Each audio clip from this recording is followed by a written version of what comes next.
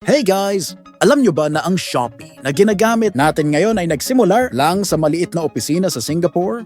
Ngayon, bida na ito sa buong Southeast Asia, lalo na dito sa Pilipinas. Alamin natin kung paano sila naging successful, ano ang kanilang mga sikreto at paano nila nakuha ang puso natin.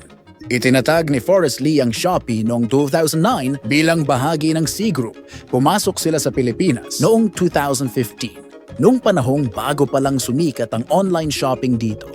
Ang problema noon, kakaunti lang ang mga taong handang bumili online dahil sa takot sa scam, mabagal na paghahatid at mahirap gamitin na apps. Kaya ang layunin nila, gawing easy at masaya ang online shopping para sa lahat. Narito ang mga bagay na nagpabago. COD at free shipping, isa ito sa pinakamalaking dahilan. Alam natin na mahilig tayo sa bayad lang kapag dumating at libre ang paghahatid. Pinoy-friendly promos, flash sales, Shopee 1111 at mga contest sa Shopee Live na nagpapasaya sa mga mamimili. Suporta sa mga local seller. Binigyan nila ng pagkakataon ang mga sari-sari store owner, handicraft makers, at maliliit na negosyante na makipagkompetisyon sa malalaking brands, one-stop shop, mula sa damit hanggang pagkain, Shopee Food, at para-transfer, Shopee Pay. Lahat pwede na sa isang app. Hindi naman walang problema.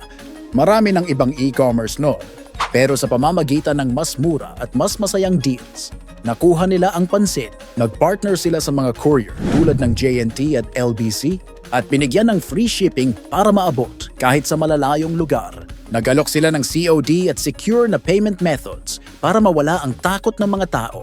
Ngayon, milyon-milyong Pinoy na ang gumagamit ng Shopee at patuloy silang nag-iimbento ng mga bagong feature tulad ng mas mabilis na same-day delivery at mas maraming lokal na produkto. Layunin nila na tulungan pa ang mas maraming negosyante at gawing mas madali ang buhay natin. Yan na ang kwento ng Shopee. Mula sa maliit na simula hanggang sa pagiging paborito nating shopping app. Ikaw, ano ang pinakamalaking bili mo sa Shopee?